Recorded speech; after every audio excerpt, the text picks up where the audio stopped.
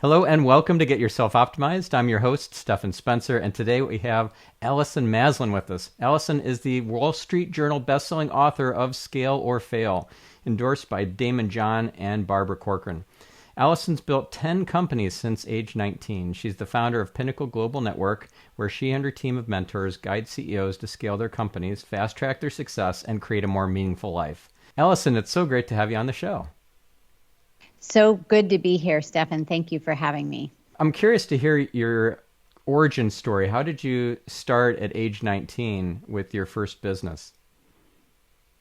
You know, I grew up in a very entrepreneurial family. My father built the largest women's privately owned clothing chain, starting with my grandfather in 1955.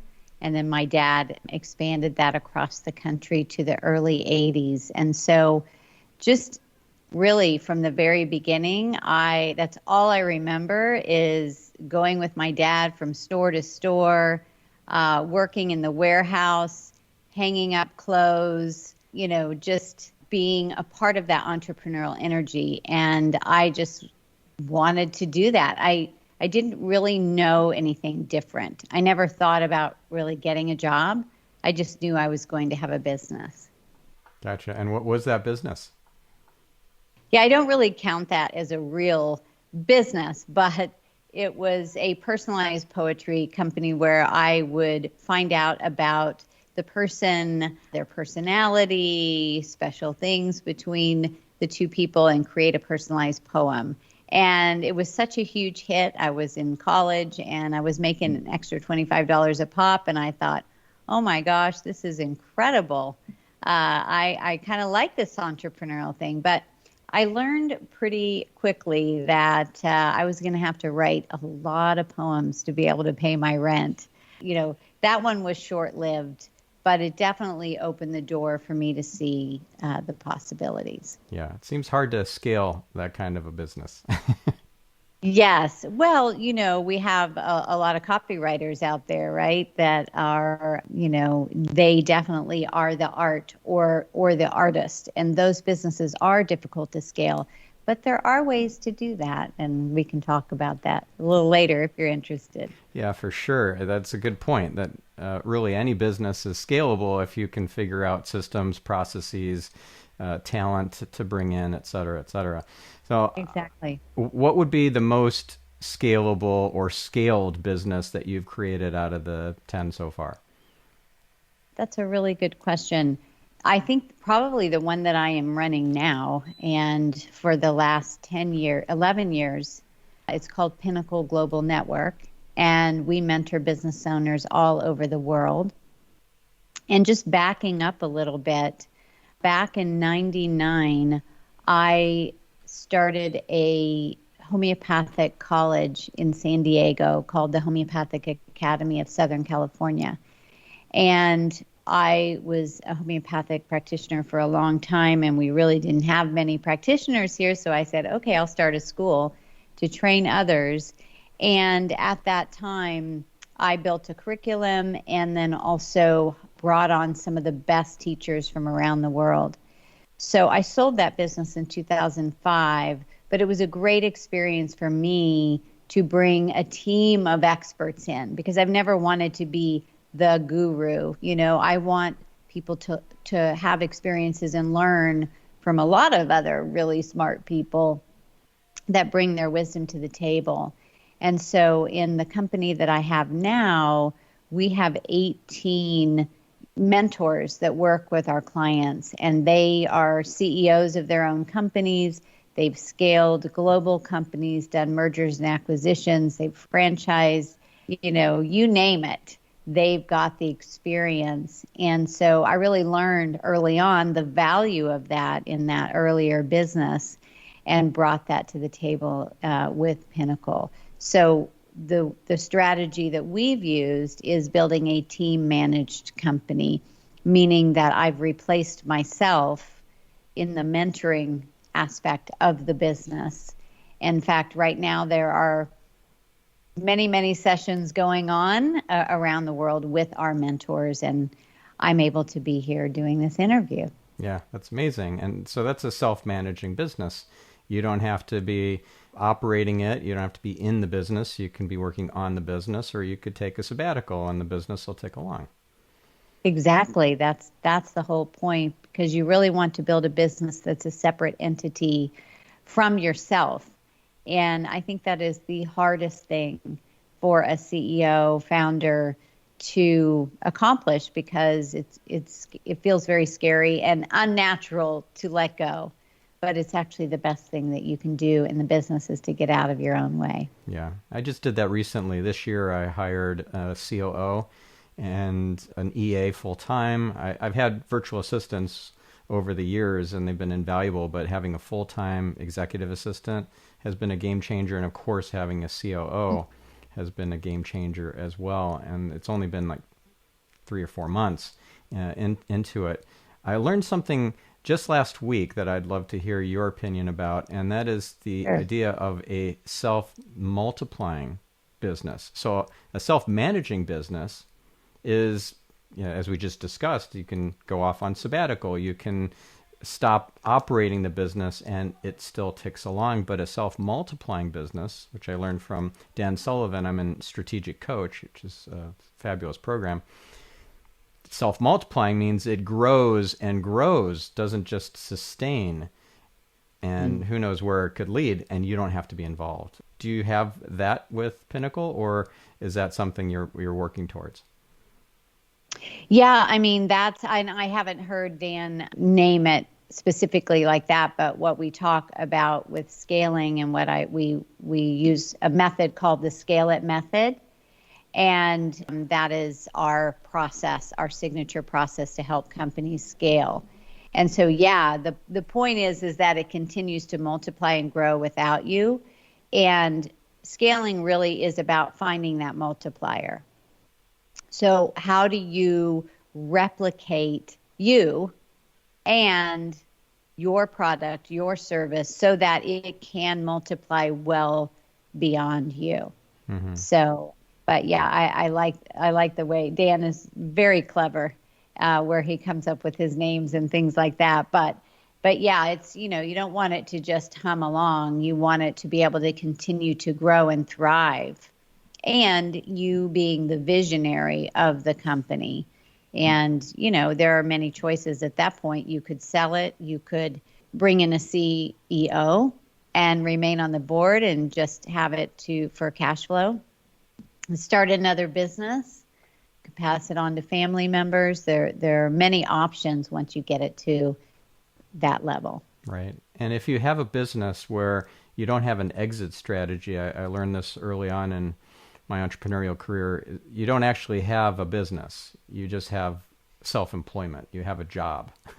So build a business with an exit strategy so that it can sustain on its own and you have something that doesn't require you. And not having an exit strategy means you didn't think that through fully. And what are your thoughts on that? Yeah, I mean, I think the statistic is 80% of businesses are not saleable. So it's going to end at some point, whether it's you dying and then it ends. But, you put literally thousands and thousands of hours into your business. You sacrifice so much. To have a business that is not saleable is a sad thing, because that means that you were only paid dollars for hours. And so you want to be able to have this asset so that you can use it as leverage for other things in your life, or pass it on, or, give back, whatever that is for you. So definitely, it's so interesting, because it always feels like for people, well, that's so far in the distance, I'll deal with that when it comes. But as we know, life moves very quickly. So yeah, and it can throw curveballs at you too. Yes, it can. If we learned anything from COVID, that's for sure. Yeah. Now, how did you end up going from a homeopathic academy, which sounds very holistic, to like a hard-driving, business-oriented network? Yeah, so this is my 10th company, and so I've had businesses in all different industries, in real estate, software, jewelry manufacturing. I own some beauty salons, scuba diving certification company, an advertising and public relations firm. I had clients like Ben and Jerry's and Supercuts. And so I have been a businesswoman through and through since the beginning and since the poetry days. And so for me with this company, when it was time, when I was ready to start another business, I've sold 4 of the companies, and some of the others they exist today.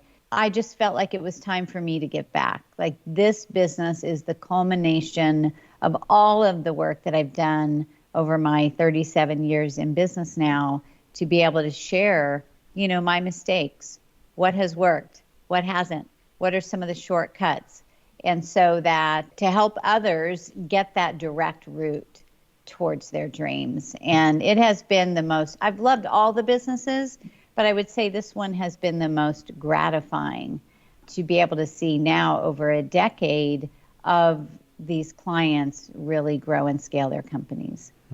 And is this business a mastermind? Is it a coaching program? Is it both? Is it something completely different? Because I'm in multiple masterminds: Genius Network, Strategic Coach, Metal, JVM, etc. I'm it's a fun. huge believer in mentorship and masterminds. This one is a little unique in that it kind of takes the best of everything. Because I had a lot of private mentoring in my journey, I wouldn't be here if it wasn't for that. I really wanted to make sure Pinnacle had that one-on-one mentoring. So as I mentioned, we have all these amazing CEOs. So we strategically partner one of the CEOs with when someone comes into our, Pinnacle Global Network, and they work with that mentor as long as they want. We have some clients have been with us for 10 years, but because we have such a vast team, if they want to move to other mentors, they can.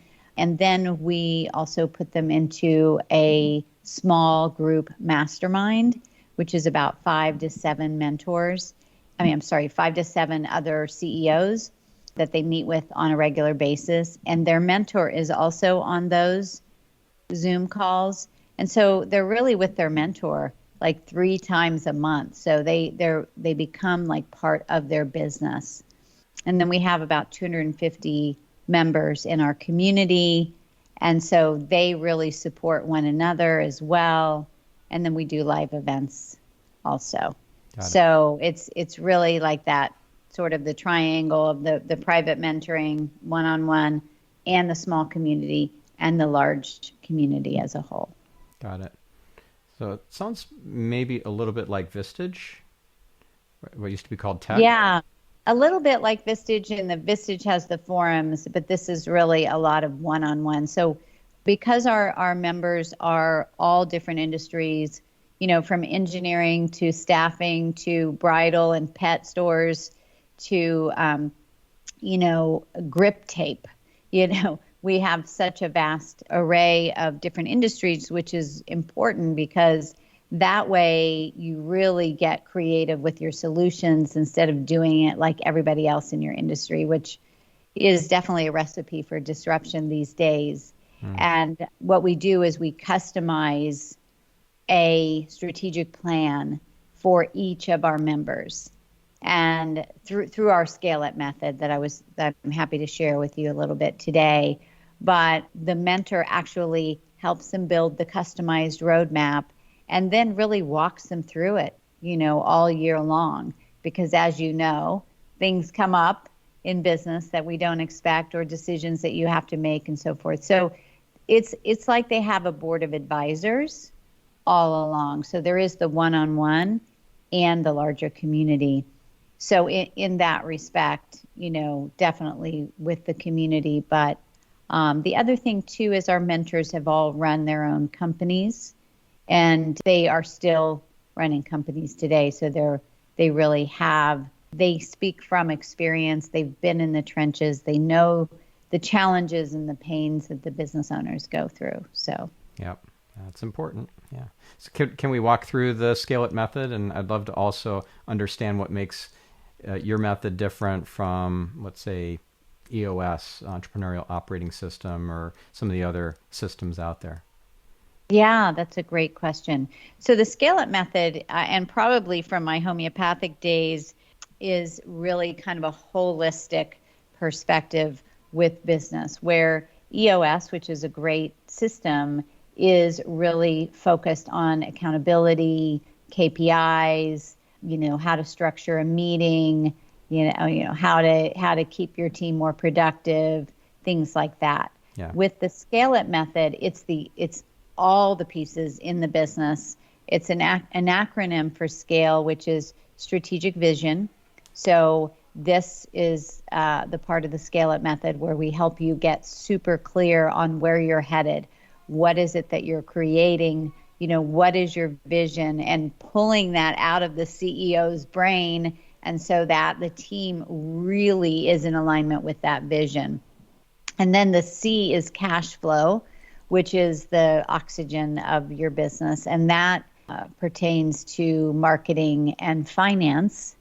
And so really, making sure and through our tools and systems that you're driving consistent leads in the business.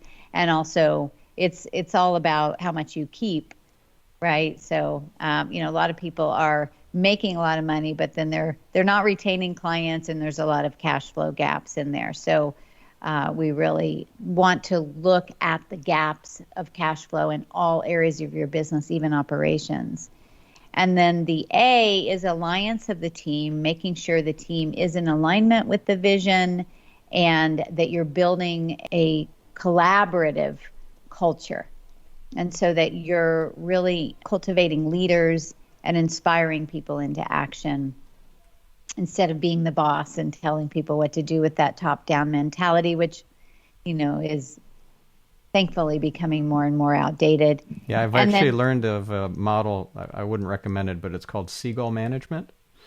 Oh, really? The CEO swoops in, Oh, poops all over everybody, and then just flies back out. Yeah, that's real inspiring. Exactly. Well, there's a lot of that still, and that comes to the L, which is leadership. And I think it's the most important part for the CEO. And it's probably the area where they spend the least amount of time.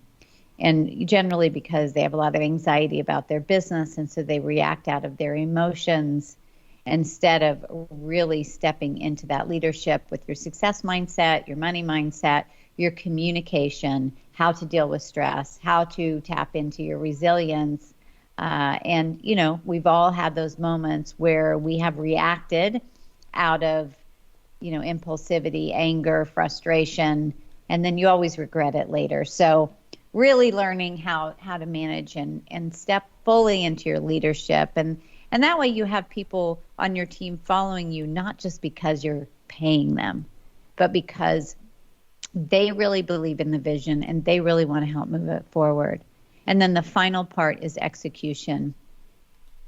And, so we have our own systems and processes to help our clients to stay accountable, to have those benchmarks, to really understand how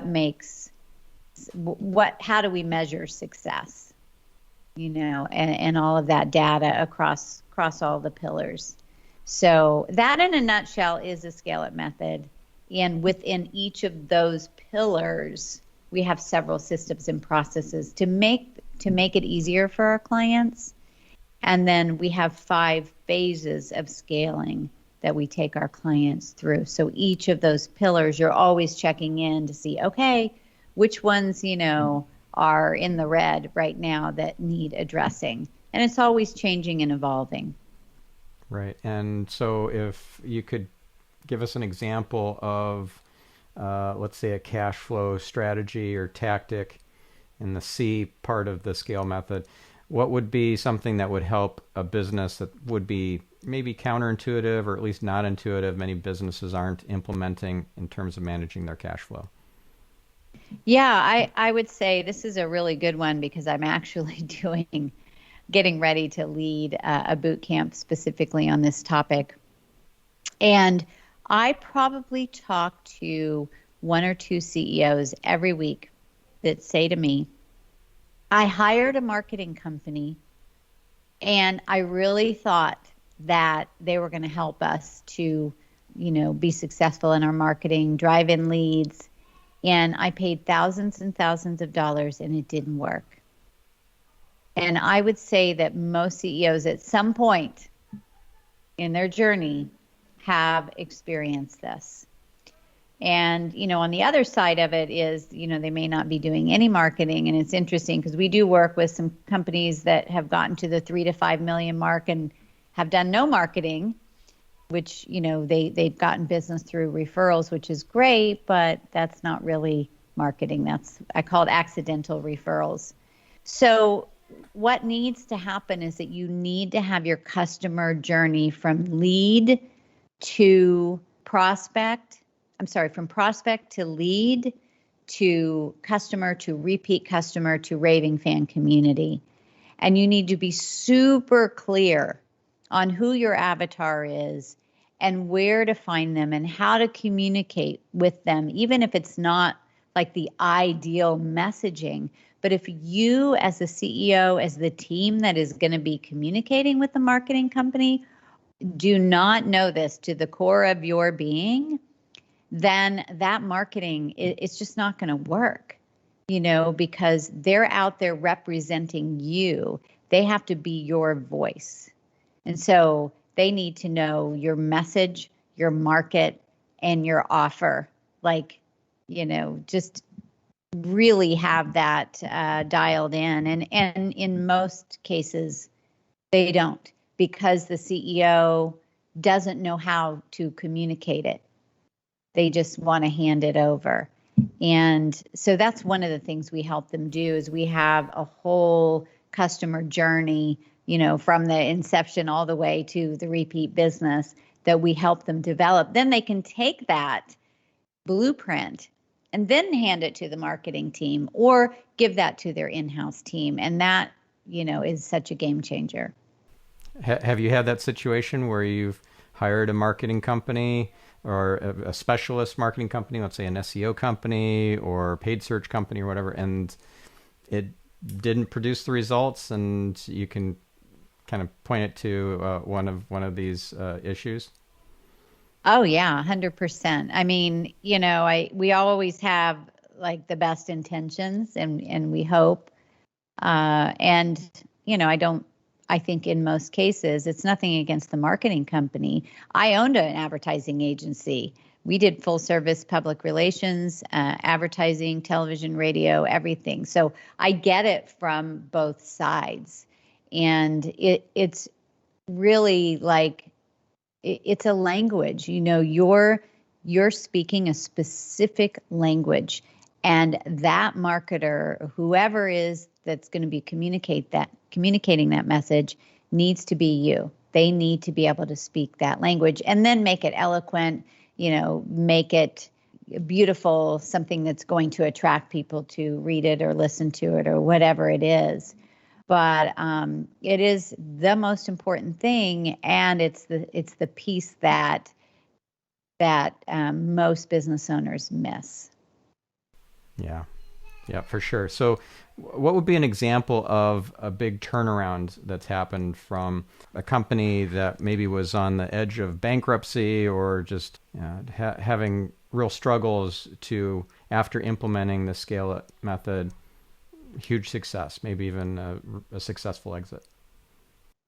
Yeah. Oh my goodness. We've had so many of those. There's a gentleman named Marshall Doyle, and he is a CEO of a company called CalCert, and it is a machine calibration company.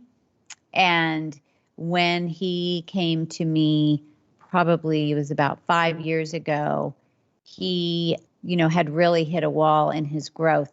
And he had about 35 employees at the time. He was working 24/7. He had not taken a vacation in 20 years. Oh, actually, I stand corrected. He had taken one vacation in 20 years. And his very patient wife, I would imagine. Anyway, he just did not know how to get beyond that. And so we really applied the Scale It method, and helped to pull him out of the business so that he was working on the business and not in the business. We helped him to create other scalable revenue streams because he already had this, great customer base. They trusted him. He did great work.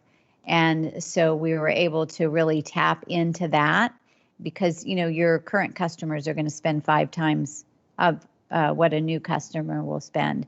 So he went from 35 employees to almost 100 employees and working 60 hours a week to working 90 minutes a week. He has completely replaced himself in his business. He only attends 1 meeting a week, and that is it. They've grown exponentially. And in fact, we ended up hiring him as one of the mentors on our team. And so that's just one of the stories. We have many, many other stories that are very similar to that, to business owners that they've been in business for a good period of time, and then they hit a wall, and they just do what they know, which is, I'll just work harder. But that's not where the growth happens. It happens from creative strategy. And so that's really what we were able to do for Marshall. Yeah, there's a great quote from Einstein, something about the coming in with the same level of thinking to solve a problem as you had when you created the problem, or when the problem was created, won't get you anywhere. Something to that effect. I'm butchering the quote, but it's an important concept. And so you have to elevate your thinking and be creative, come at it with a different angle, because otherwise you're just going to get stuck. Yeah, I mean, we are creatures of habit. And so we do what we know, and we do what we're used to. And if we step outside of that, it's scary and it feels uncomfortable. And if it doesn't work the first time, we tend to just jump back to that comfort zone. And that's why having the support around you, having people say, hey, Marshall, like, this isn't working. Let's really take a magnifying glass here to see what's really happening. And have you thought of doing it this other way? Like, let's open the door to a whole new world of possibilities. And that's really what we did for Marshall, for him to go, oh my God, I'd never even thought of doing it that way. And what we think in our mind is hard, it's only because we don't know it, we haven't done it, but it's actually been so much easier for him. Like, he got his life back. Yeah. It's so short-sighted to burn the candle at both ends as an entrepreneur or business owner and expect that that's not going to lead to some negative repercussions. I have gotten burned out in the past. I had to take a 6-month sabbatical at one point. This was over a decade ago, but I just couldn't keep going. And thankfully I had a self-managing business at the time, and I was able to step away for a while. But many business owners, they don't have that luxury. It's not really a luxury, it's kind of a necessity, but they don't have that ability. And so when they get burned out, it's kind of the end. It's a slow death. They'll miss important details. Their health will go off the rails. Something will crash and force them to take that break that they so desperately need. Yeah, it is a very common story in the world of entrepreneurialism. And I think that most CEOs, if they've been in business for a while, have experienced some form of burnout, impacted relationships with kids, spouses, health. It's really critical. And it almost becomes part of a disease where you just don't know how to quit. And that really, for me, was my impetus to creating the Scale Up method, because, over 25 years ago, that was me. I was very successful outwardly. I was making good money. I had great clients, but I didn't really know how to scale. I didn't know how to, delegate. And even though I had a small team, I was a control freak and all of those things, till I really imploded and had a terrible car accident. And so that was a massive wake-up call for me to really figure this thing out. And it was life-changing for me. And so I've really been on a mission to help other business owners going through this, which is a very common and troublesome issue. Do you see that car crash as a gift now looking back, or do you still see it as an unfortunate circumstance that you had to work through? Oh, no, it was a gift. I mean, it was a miracle that I lived. First of all, I actually ran over myself with my car. Oh, my. So, it was moving and I jumped in to try to stop it. And I really just was not living in the present.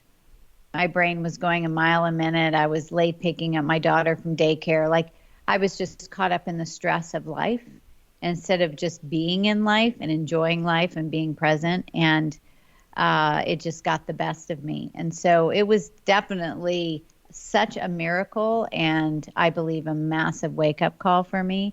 Now, while it was happening, I wasn't going, yay, this is happening. But, definitely looking back, I know that was the massive turning point for me in my life too. And the question that arose for me, and I ask this to other business owners all the time, and literally flashed into my head, was, do you want to be in the same place a year from now? Or 10 years from now? And I was much younger then, and I just knew that it would just go that fast if I didn't hurry and make a change. Like, just do it, like rip the Band-Aid off, face the fear, and just make a massive change. And that's what I did. And I'm very grateful. Yeah. The universe will give you little hints, little feathers that will land gently on your shoulder.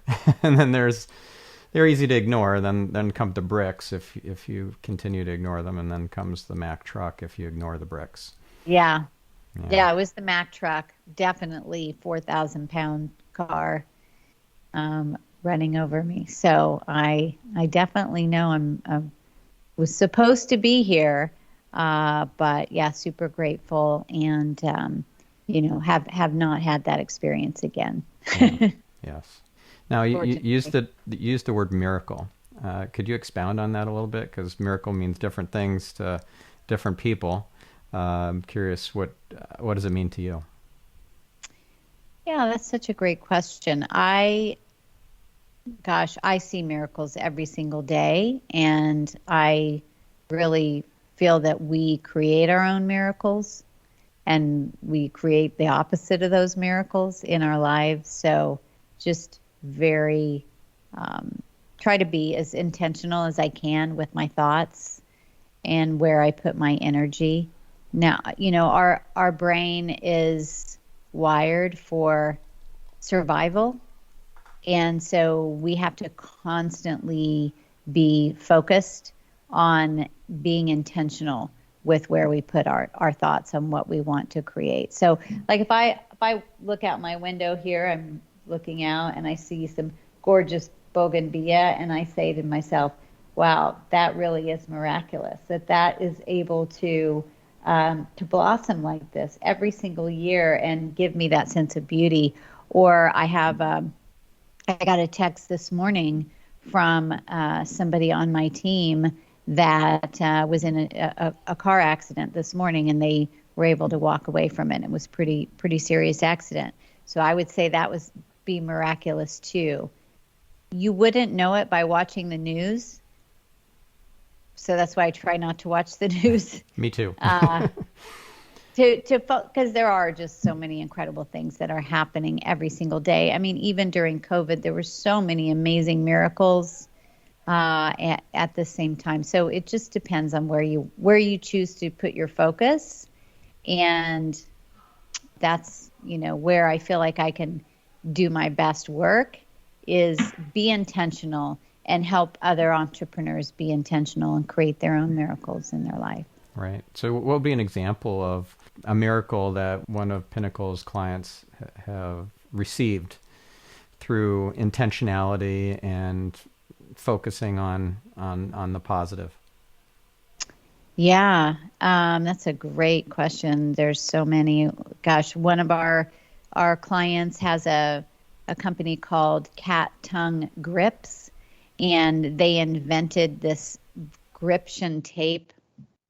They have the patent on, several things that they do with the tape, and now they're helping people in the disability market. So when you use this tape, it keeps you from dropping things and things falling. And they were just on QVC, and they were a huge hit. She just got into 100 Walmart stores. So, to me, that's a miraculous thing. But I mean, she was very intentional with that.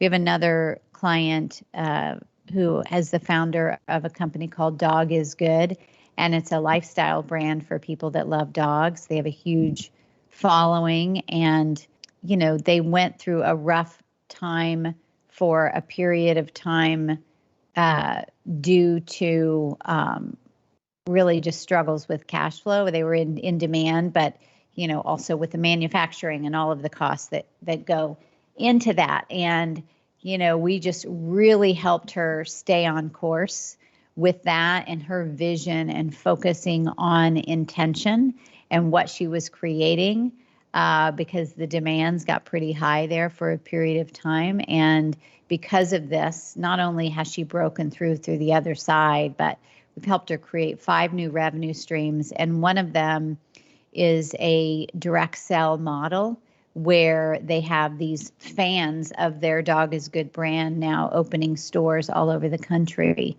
and pop-up shops and virtual shops.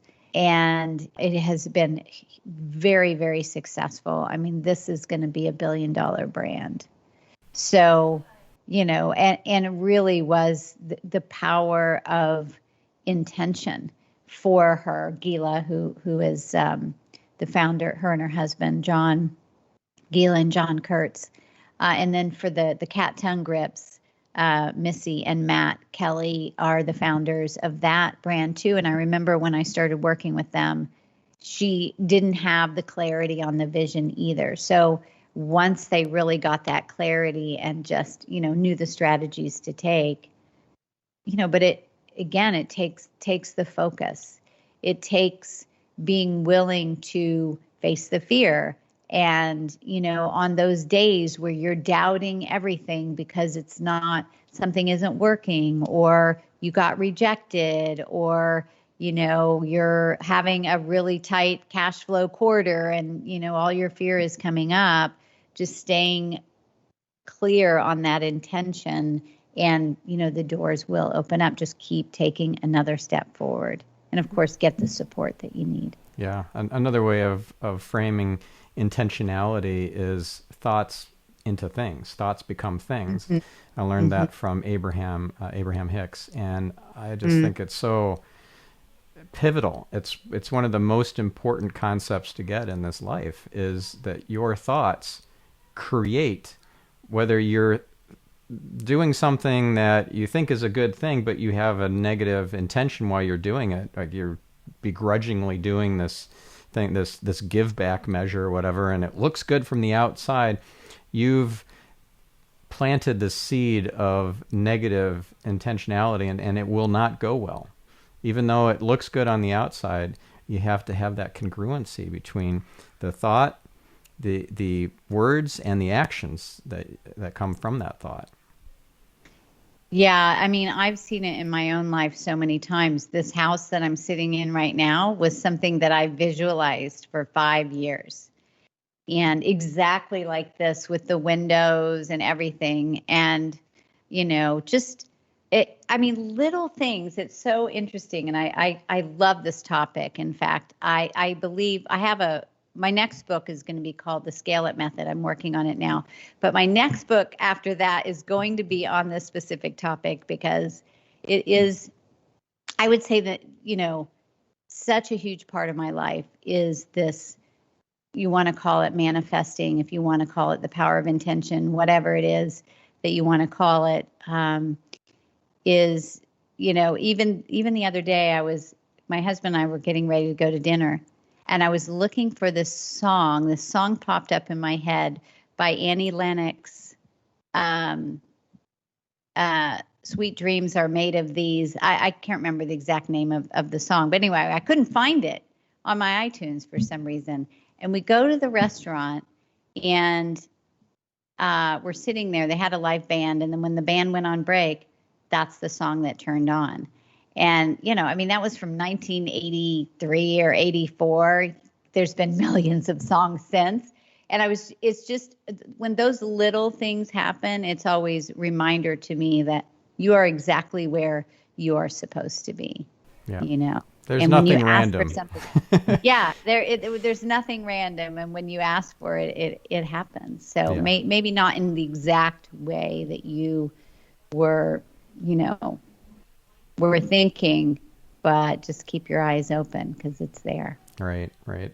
It's a concept of manifestation or co-creation, right? Mm-hmm. Those are the two big gifts that humanity was given by God, was free will and co-creation, and everybody remembers and thinks about free will being big part of the package, but equally important in my view is co-creation, where you get to invent your destiny and everything around it, not just your local neighborhood, your friends, family, house, car, whatever, but everything, even whether World War III happens or not, is it's all under your influence in this universe. This like the multiverse and quantum mechanics, quantum physics. You have all these parallel universes. I think that there's a universe that you're in the pilot seat of,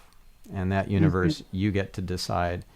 Depending on whether you see the universe as friendly or you see it as nefarious or malevolent, you're going to create that. Yeah, that's your truth, and that will be your reality. Yeah, exactly. I love this topic. Honestly, could go on and on about it, and it's powerful. And I think that because we tend to operate from our unconscious mind, they say 96% of our actions from our unconscious mind, that we really have to intentionally focus on this and consistently remind ourselves of this. And that's like when I talk about the L and the Scale It method, leadership, that really is constantly working on your mindset, working those muscles so that it is your reaction is a positive one, that you're automatically going to have as a set point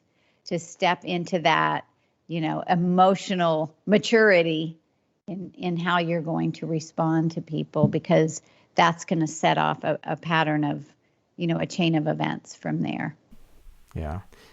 I know you said in the leadership aspect of the Scale It method, you've got resilience and stress management and not being reactive, but this whole aspect of co-creation and being mindful of your vibration, right? What kind of station you're tuning into on your internal FM radio.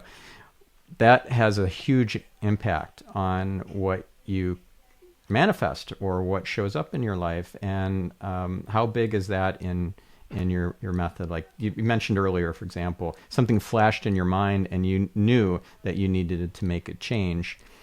Those kind of flashes, I've learned, are actually not from us. It's not from our subconscious.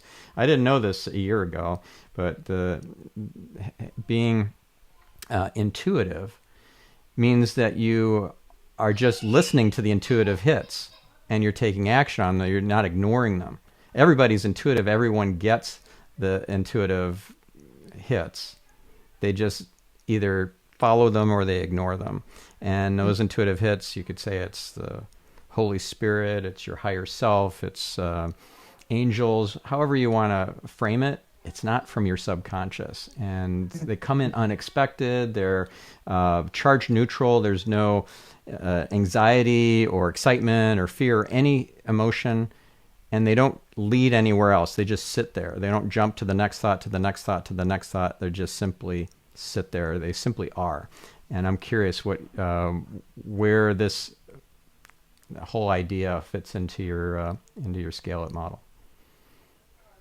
Yeah, I think that, well, I talk about these things with my community, and I tend to attract people that really get this on one way or another.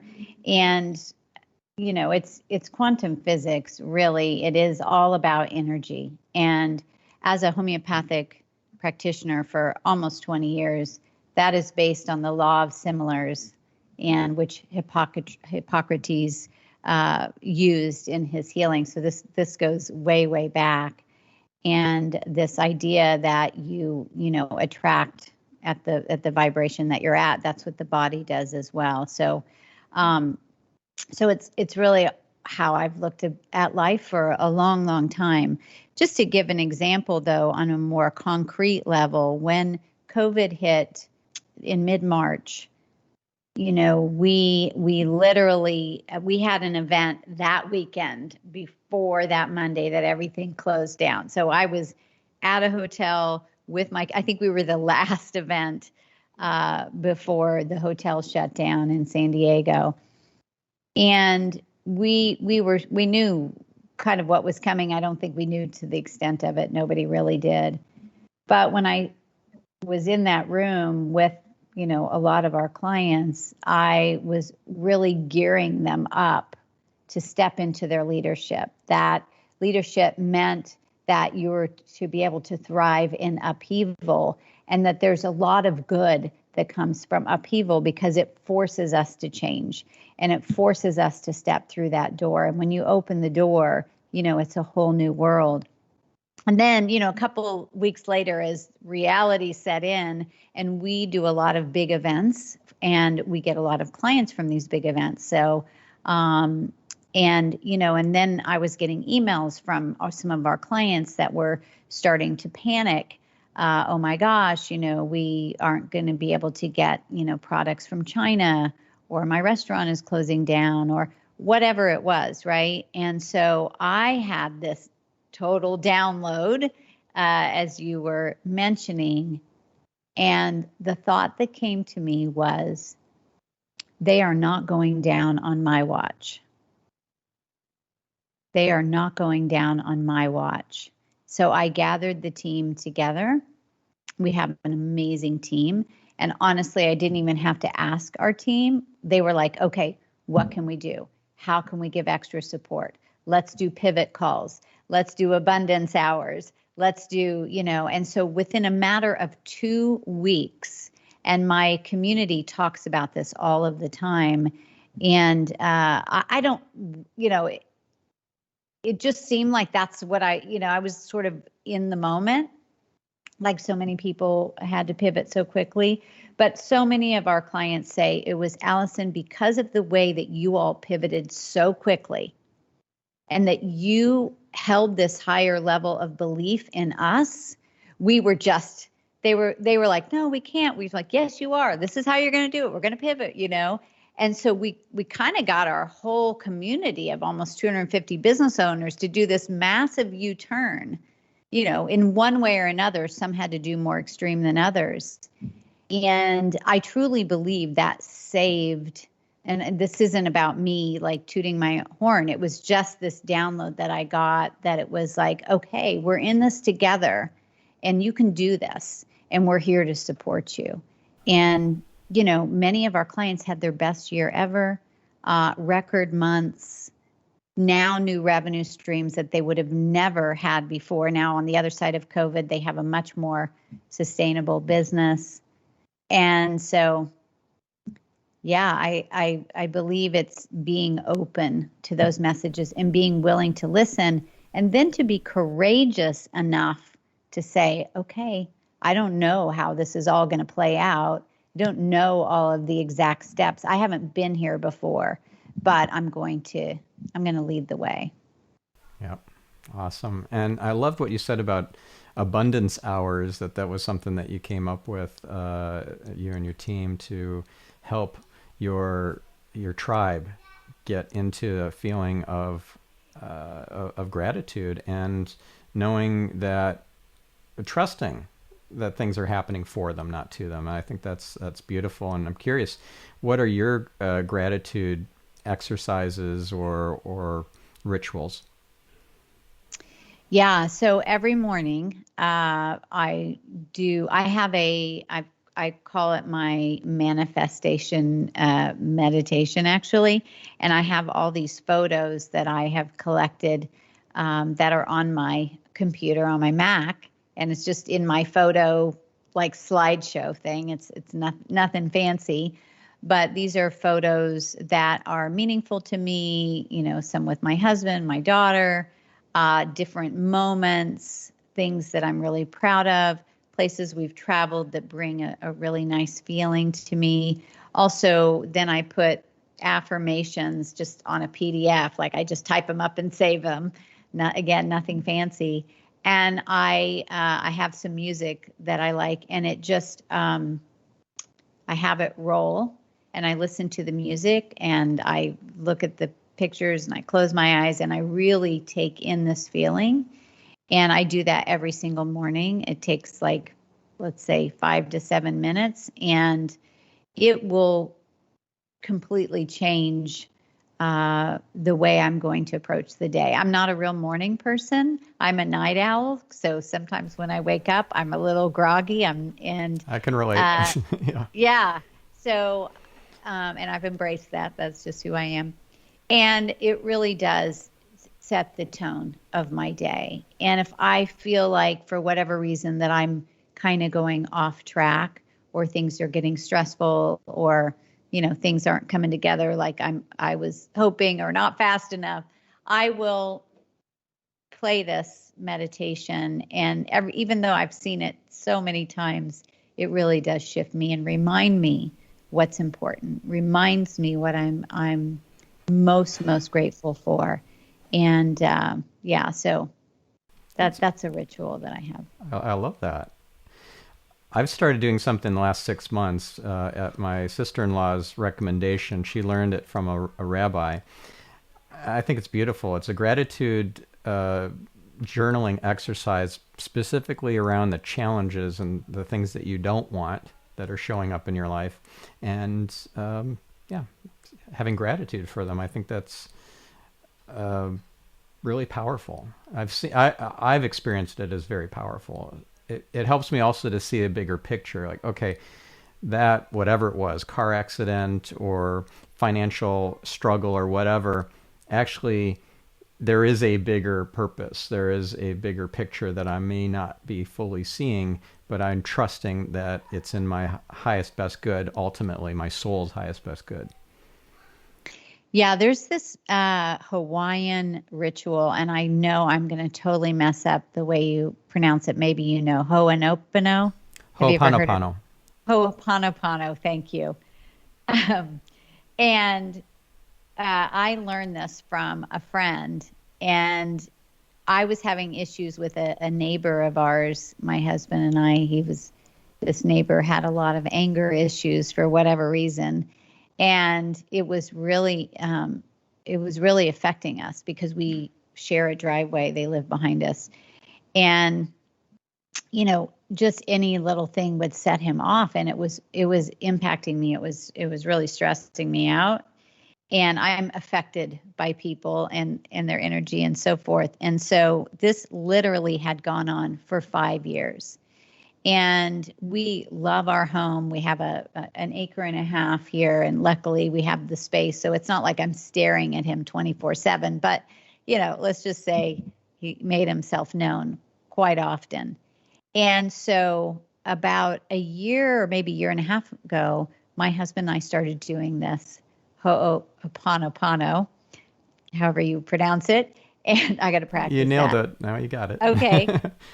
Anyway, and we started doing that. And it's really all about just putting, disconnecting from the negative energy, taking responsibility for it, and sending love and sending gratitude. And so we kept doing that. And honestly, we felt like, he's obviously not a very happy person. Like, there's something really going on there.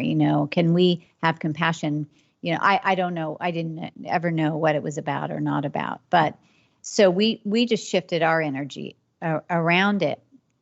And about 3 weeks ago, we got a text from him saying that he was so sorry by the way he had been acting all these years, and that can we make amends so that we can be at peace here, and that he takes full responsibility. I mean, let me just tell you, this was like other universe for this person, okay? Yeah. And my husband I get goosebumps while you're telling me this. Yeah. I mean, it is like, you talk about miracles, and so my husband met with him this weekend, and they just talked about it. And I still don't know, why did this come around? Doesn't matter. But it was like so wonderful. And for him to realize that, and my husband even said, look, we take responsibility too, so I'm not going to put it just on you. And so, again, another just evidence that the energy does matter. Yeah, energy does matter. It's so simple too. Ho'oponopono is, please forgive me. Well, it starts with I'm sorry, and then please forgive me, and thank you, and I love you. Mm-hmm. And each of those is just incredible on its own, but when you combine them into the 4 steps, it can heal almost anything. I think it can heal anything, even a terrible loss, something you're grieving. And speaking of which, I learned about how Ho'oponopono is actually very applicable to grieving and to loss from a book called Ho'oponopono, Your Path to True Forgiveness by Matt James. And beautiful book, highly recommend it for you, for our listener too. I'll check that out. Yeah. So I know we're at the end of our time. How does our listener get in touch with you, work with Pinnacle, learn from you, and attend your events, whether they're in person or virtual? How do they take the next step? Yeah. Well, this has been so fun, and I really enjoyed the interview. Definitely don't get asked these types of questions, so it's a lot of fun sharing those thoughts. So if people would like to learn more, you can, first of all, my website is pinnacleglobalnetwork.com, and you can find everything there about our mastermind and private mentoring.